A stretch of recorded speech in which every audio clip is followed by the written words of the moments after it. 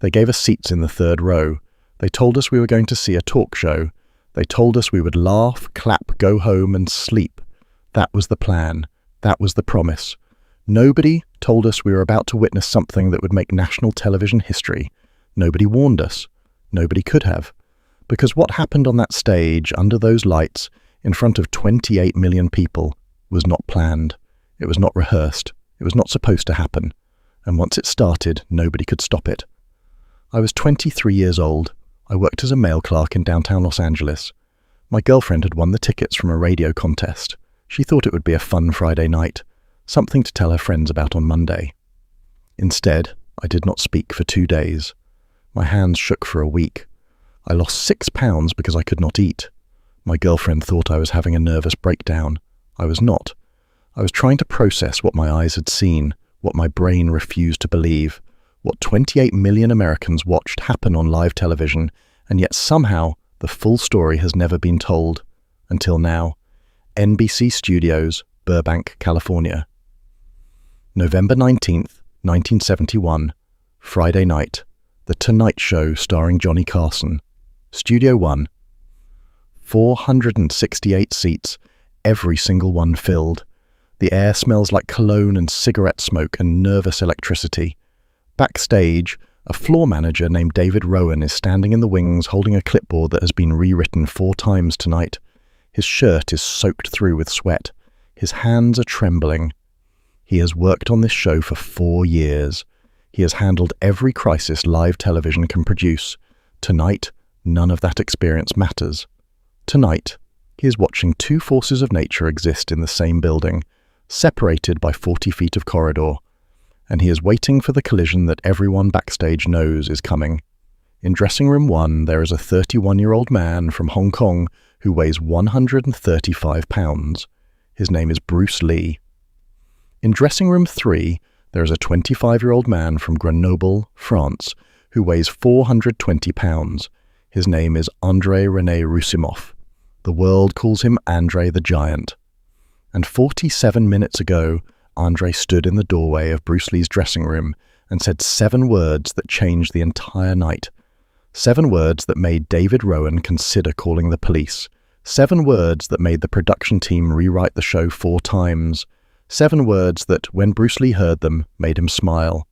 Those 7 words were, "I will sit on you and finish this." But before I tell you what happened when these 2 men walked onto that stage together, before I tell you what 28 million people saw and what the cameras almost missed, I need to take you back, 4 weeks before this night, to a conversation in a small office on the 3rd floor of this building. A conversation between 2 men who thought they were creating entertainment. They were not creating entertainment. They were building a bomb. And on November 19th, 1971, that bomb went off. October 22nd, 1971. Friday afternoon, 3rd floor, NBC Burbank, Johnny Carson's private office. The most powerful man in American television is sitting behind a mahogany desk, reading audience research reports that are telling him something he does not want to hear. The ratings are slipping, not collapsing, not yet, but slipping the way sand slips through fingers, slowly at first and then all at once. A BC is gaining ground. Dick Cavett is pulling younger viewers. CBS is experimenting with late-night movies. For the first time in nearly a decade, Carson feels the ground shifting beneath him.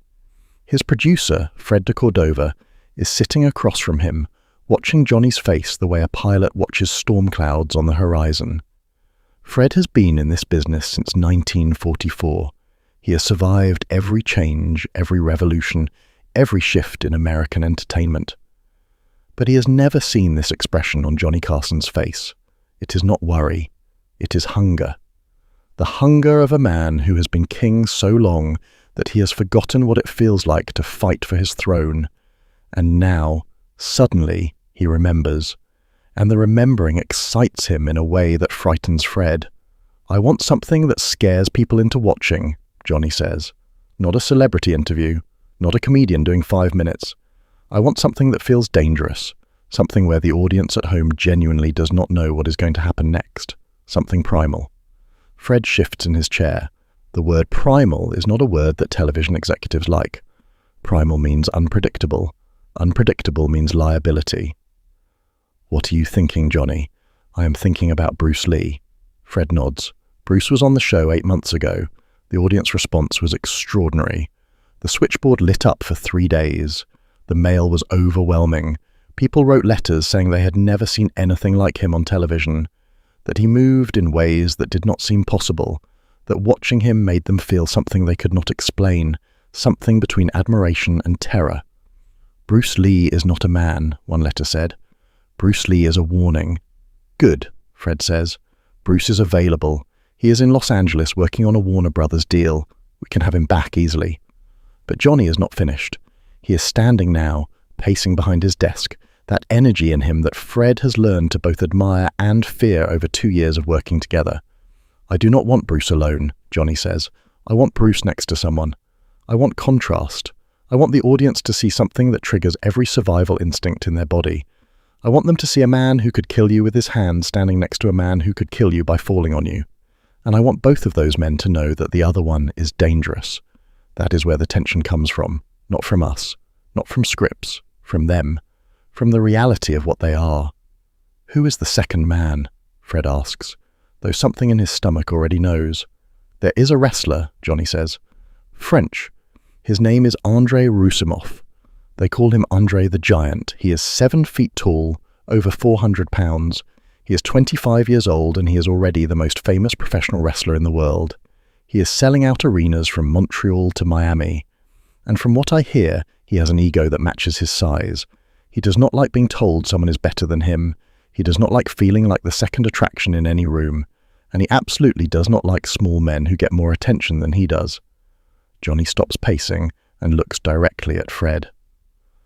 Now imagine putting that man next to Bruce Lee, on live television, with no script, no choreography, no safety net. Just 2 alpha predators in the same territory, and 28 million Americans watching from their living rooms, holding their breath, waiting for something to happen. Fred is quiet for a long time. His mind is running calculations, risk assessments, worst-case scenarios, each one worse than the last. Johnny, if André becomes aggressive on live television, we have no way to control that. The man weighs over 400 pounds. Our security team is 4 men, none of them over 200. If he decides to do something physical to Bruce or to anyone else, we cannot stop him. Not quickly enough. Not before the cameras capture it. Not before 28 million people see it. Johnny smiles. That thin, razor-line smile that means he has already made his decision, and everything else is just performance. Fred, that is precisely why they will watch. Because somewhere in the back of every viewer's mind, they will know that this is real, that the danger is real, that what they are seeing is not scripted, not safe, not controlled. And that feeling, that electricity, that moment where entertainment crosses the line into something genuine, that is what television was invented for. Everything else is just radio with pictures. Fred picks up his pen and writes 2 names on his notepad. Bruce Lee, André the Giant. He stares at those names for a long time. 2 men. One who has spent his entire life proving that size does not matter. One who has spent his entire life proving that size is the only thing that matters. Both absolutely certain they are right. Both willing to demonstrate that certainty in front of the largest audience either of them has ever had. Fred makes the calls that afternoon. Bruce Lee's people say yes within an hour. André's booking requires a conversation with Vincent McMahon Sr., who runs the wrestling territories where André performs. McMahon says yes, but not before delivering a warning that Fred will remember for the rest of his life. You are putting a lion and a grizzly bear in the same cage, McMahon says, and you are calling it entertainment. I call it a bet, and I would not want to be the man who loses. November the 19th arrives. Bruce Lee pulls into the NBC parking lot at 1:45 p.m. in a black Mercedes, more than 3 hours before he needs to be there. He steps out of the car wearing a dark navy suit, no tie, the top button of his white shirt open. He carries a small leather bag, nothing else. No entourage, no manager, no publicist whispering last-minute instructions, just Bruce, alone. The way he has always preferred to enter any space where something important is about to happen. The security guard at the entrance will later tell his wife that Bruce Lee walked past him like smoke through a keyhole. No sound, no friction, no evidence that his feet were touching the concrete floor. Just movement so smooth and so silent that it felt like watching something that existed outside the normal laws of physics. Bruce is escorted to dressing room 1 by a young production assistant named Carol. She is 24 years old. She has worked at NBC for 11 months. She has escorted dozens of celebrities to their dressing rooms. Actors, comedians, politicians, musicians. None of them made her feel what she feels walking next to Bruce Lee. She will describe it years later as walking next to a loaded weapon that has chosen not to fire. You know what it is. You know what it can do. And the fact that it is choosing stillness makes it more terrifying, not less. Bruce enters his dressing room. Small, simple. A mirror, a rack, a table with water. He sets his bag down and asks Carol one question. "Where is the other guest's room?" "Down the hall," she says. "Dressing room 3. About 40 feet. Bruce nods. He does not explain why he asked. He simply says thank you and closes the door. Inside, Bruce removes his jacket and begins his ritual. He stands in the center of the room, feet apart, hands at his sides, eyes closed. He breathes. In through the nose, 4 counts. Hold, 4 counts. Out through the mouth, 4 counts. For 10 minutes, he does nothing else. He is emptying himself, removing thought, removing ego, removing expectation, creating a void from which pure instinct can operate without the interference of conscious mind. His master Ip Man taught him this when he was 16 years old in Hong Kong. The greatest danger in any confrontation, Ip Man said, is not your opponent. It is your own mind. Your fear makes you slow. Your anger makes you stupid. Your ego makes you predictable. Empty yourself of all 3, and you become something that cannot be defeated, because you cannot defeat nothing. At 3:50 p.m., a rented Lincoln Continental pulls into the NBC parking lot. The car rocks to one side as 420 pounds of mass shifts in the passenger seat. The door opens and André the Giant emerges, unfolding himself from the vehicle like something geological rising from the earth. He stands to his full height in the California afternoon sun, and for a moment he blocks the light entirely for the 2 staff members waiting to greet him. A shadow falls over them that feels like nightfall.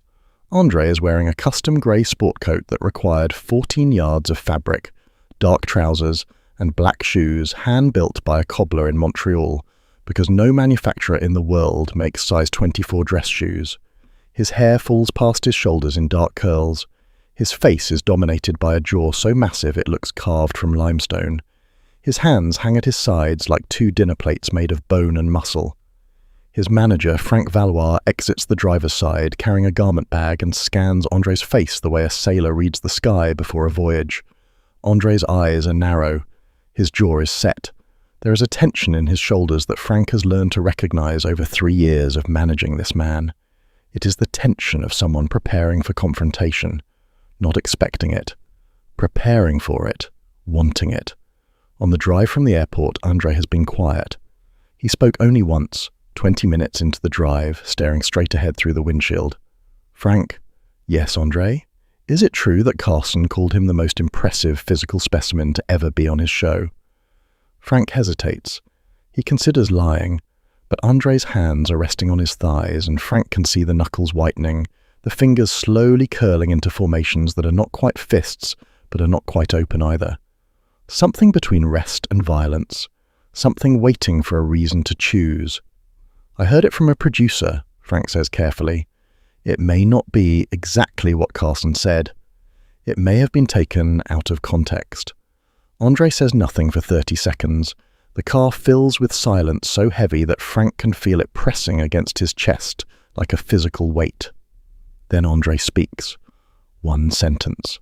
His voice so low that Frank feels it in his bones more than he hears it in his ears.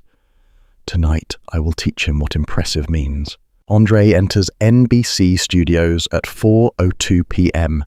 The building adjusts to him the way a river adjusts to a boulder dropped in its center.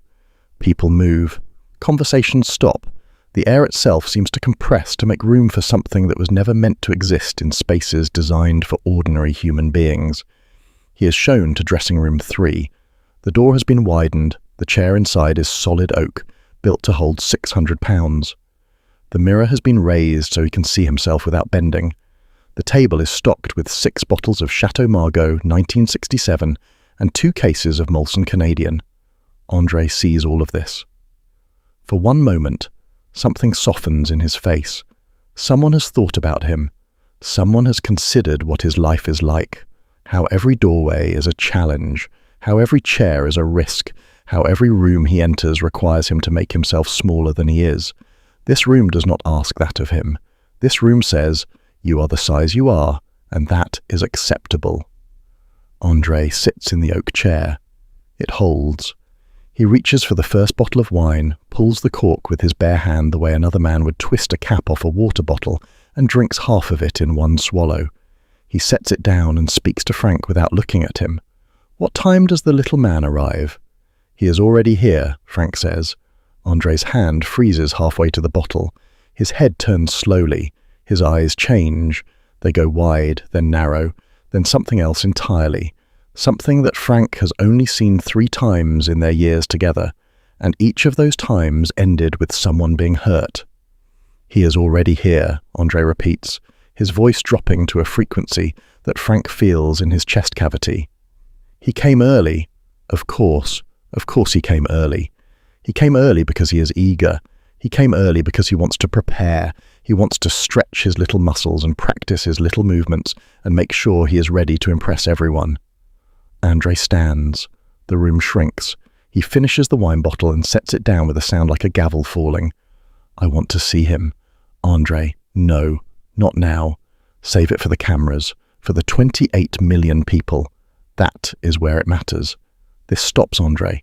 Not the logic, the number. 28 million people who will see him, who will witness what he is, who will understand after tonight that there is no man on this earth more impressive than André René Roussimoff. He sits back down, he opens a second bottle, he drinks, and he waits. The hours pass like a slow fuse burning toward dynamite. At 7:30 p.m, a stage manager named Richard Klein comes to brief André on the format.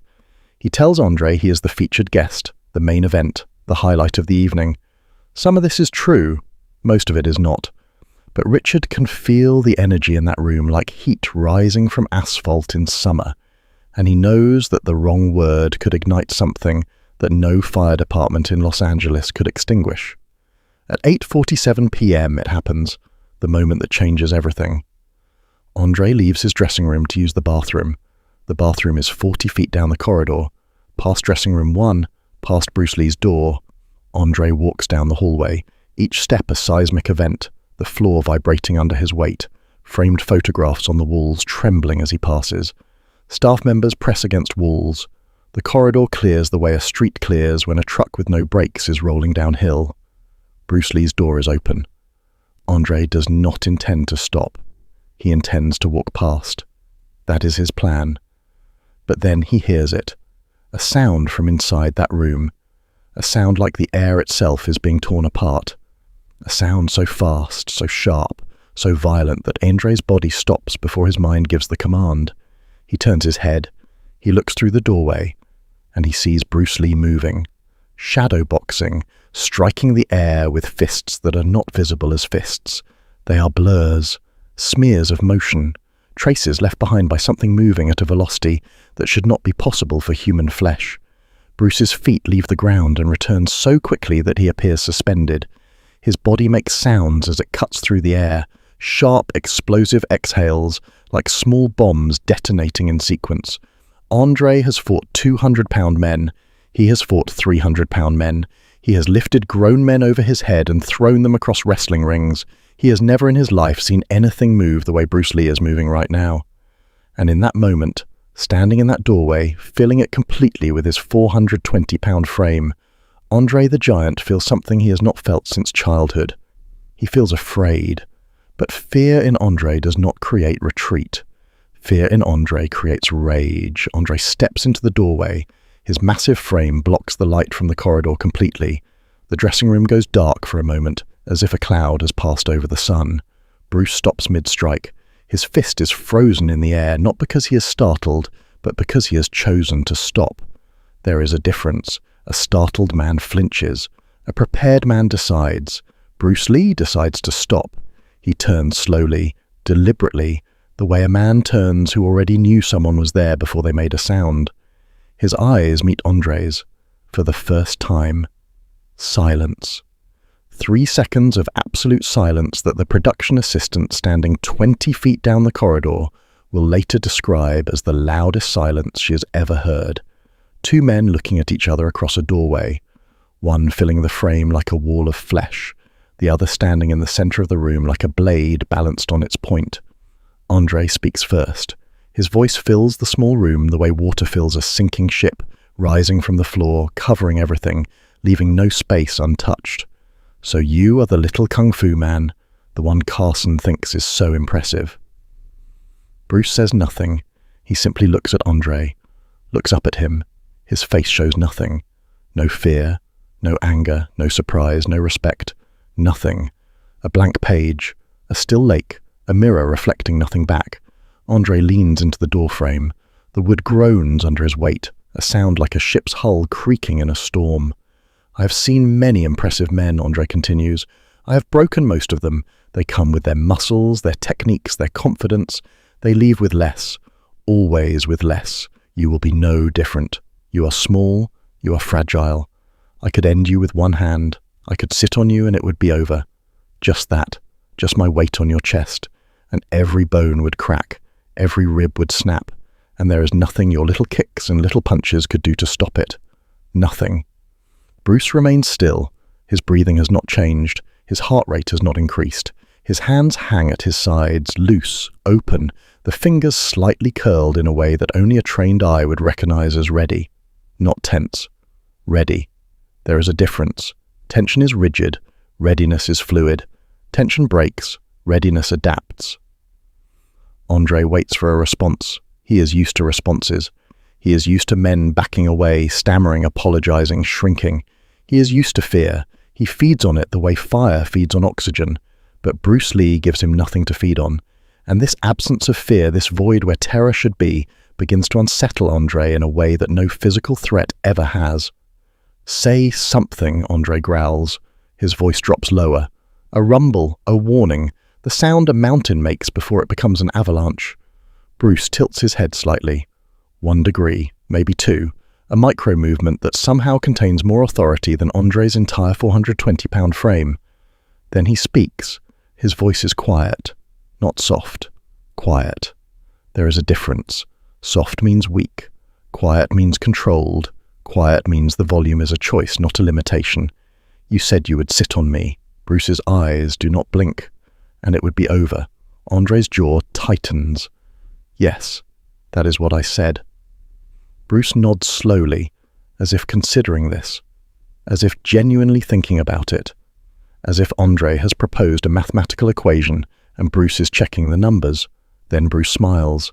Not a warm smile, not a nervous smile. The smile of a man who has been given exactly what he wanted, a gift wrapped in a threat. You are welcome to try, Bruce says. His voice has not risen above a whisper. But every word lands like a hammer on glass. Tonight, on that stage, in front of 28 million people, you are welcome to try to sit on me, and when you fail, when your weight hits nothing but the floor because I am no longer where you thought I was, those 28 million people will see something they have never seen before. They will see a giant fall, and they will see that size is just a number, and numbers can be made to lie. André stares at Bruce for a long time. His breathing is heavy now, his massive chest heaving. His hands have curled into fists so large that each one could cover Bruce Lee's entire face. The wood of the doorframe is cracking under his grip. He wants to move. Every muscle in his 420-pound body is screaming at him to move forward, to grab this small man, to crush him, to prove right now that he is what he has always believed himself to be. But something in Bruce Lee's eyes stops him. Something ancient. Something that André's body recognizes even if his mind refuses to name it. The absolute certainty of a man who knows exactly how this ends. André pulls back from the doorway, not because he is afraid. He tells himself it is not because he is afraid. It is because Frank's words echo in his mind. Save it for the cameras, for the 28 million. He points one massive finger at Bruce, a finger thicker than most men's wrists, and speaks his final words before walking away. Tonight, little man, on that stage, I will show every person in America what you are. A toy. A small, breakable toy. And when I sit on you, when my weight crushes you into that stage floor, you will wish you had never walked into this building. You will wish you had stayed in Hong Kong making your little movies for people who do not know what a real man looks like. André turns and walks away. The corridor shakes with each step. Framed photographs rattle on their hooks. A water cooler at the end of the hallway vibrates until water spills over its edges. Then he is gone. The corridor falls silent. David Rowan, the floor manager, appears from around the corner. He has heard everything. His face is white. His clipboard is shaking in his hands. He rushes to Bruce's dressing room door. "Mr. Lee, are you all right? Do you want me to call security? We can separate the segments. We can cancel his appearance. We can keep you apart for the entire evening. I can call Fred right now." Bruce is standing exactly where he was when André appeared. He has not moved, not 1 inch. His breathing is unchanged. His posture is identical, as if the last 90 seconds simply did not happen. As if a 420-pound man did not just stand 4 feet from him and threaten to crush every bone in his body. Bruce looks at David with those eyes, dark, still, deep as mine shafts, and he smiles. "David, tell me something. How many times in the history of this show has a guest threatened another guest backstage?" David thinks. "I do not know. Maybe never.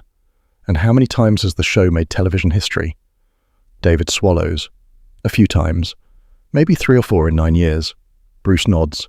He picks up his jacket from the rack, slides it on, adjusts the collar in the mirror with fingers so steady they could thread a needle in an earthquake. "Tell Fred that nothing changes. The show goes on exactly as planned. André comes out after me. We sit together. And whatever happens, happens. But Mr. Lee, he said he's going to sit on you.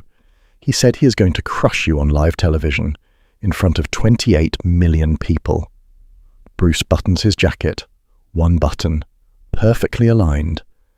Then he looks at David and speaks with a voice that is so calm, so absolute, so devoid of uncertainty, that David will remember it on his deathbed 43 years later. "I know what he said, David. I heard every word.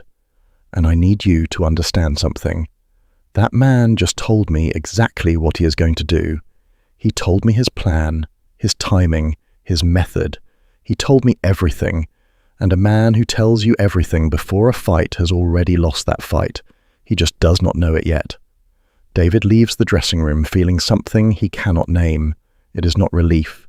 It is not confidence. It is the feeling you get when you realize you are standing between 2 natural disasters and the only safe place is nowhere. 11:16 p.m. The Tonight Show goes live. The NBC orchestra plays the familiar theme. Ed McMahon steps to the microphone and delivers the introduction that 28 million Americans hear 5 nights a week. "Here's Johnny." Carson walks through the curtain. The studio audience of 468 people erupts. He waves, smiles, takes his position behind the desk. The monologue runs 9 minutes. Every joke lands. The audience is warm, loose, happy. They have no idea what is coming. None of them know that 60 feet away, behind a curtain, 2 men are standing in the wings on opposite sides of the stage. One weighs 135 pounds. One weighs 420. And in approximately 14 minutes they will be sitting 3 feet apart with nothing between them but a coffee table and the thin, fragile membrane of civilized behavior. Carson finishes his monologue, settles behind his desk and turns to camera 2. "My first guest tonight," he says, "is a man who was on this show 8 months ago and generated more mail than any guest this year. He is a martial artist, an actor, a philosopher, and one of the most remarkable human beings I've ever encountered. Ladies and gentlemen, please welcome Bruce Lee." The curtain parts. Bruce steps through, and the audience does something that almost never happens on The Tonight Show. They rise, all 468 of them, a full standing ovation before he has spoken a single word. Bruce walks to the desk with that walk, silent, weightless, A ghost made of muscle and intention. Bruce shakes Carson's hand. He sits. The ovation continues for 12 seconds before Carson waves the audience down with a grin. The segment begins. Carson asks about Hong Kong, about the Warner Brothers deal, about the philosophy of martial arts. Bruce answers with precision and charm, every word chosen like a chess move, every pause calculated to build anticipation for the next sentence. He is magnetic. He is controlled. He is everything that made 28 million people write letters the last time he sat in this chair. But tonight there is something different, something underneath the charm, a sharpness in his eyes that was not there before, a readiness, the way a bowstring looks when it has been drawn but not yet released. You can see the tension, you can feel the potential energy, and you know that when it releases, something is going to break. 8 minutes into Bruce's segment, Carson leans forward with that look, the look that means a transition is coming. Bruce, I have a surprise for you tonight, and honestly, I have a surprise for our audience too, because my next guest is someone unlike anyone who has ever been on this show before. He is 7 feet tall, he weighs over 400 pounds, he is the most dominant professional wrestler in the world, and I have to be honest with you, Bruce, I have no idea what is going to happen when he walks out here. Ladies and gentlemen, André the Giant. The orchestra hits a dramatic chord, the curtain parts, and André steps through. The audience gasps. Not applause first, a gasp. A collective involuntary intake of breath from 468 people who are suddenly confronted with the reality of what 7 feet tall and 420 pounds actually looks like when it is moving toward you. André walks to the desk. Each step vibrates through the stage floor. The chairs tremble. Carson's coffee cup rattles in its saucer. The audience can feel him approaching the way you feel a train approaching when you are standing too close to the tracks.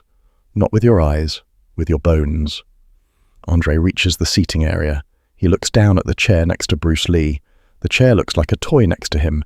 Everything looks like a toy next to him. He sits. The chair groans but holds. It was built for this, and now they are together. 3 feet apart. Bruce Lee, 135 pounds of coiled precision. André the Giant, 420 pounds of barely contained force. The coffee table between them suddenly looks like the thinnest barrier in the world, like a line drawn in sand between two oceans. Carson speaks. André, welcome to the show. It is an honor to have you here.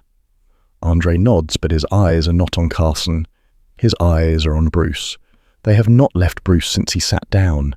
He is staring at him with an intensity that the cameras are capturing, but that the audience at home cannot fully understand, because they do not know what happened backstage. They do not know about the doorway.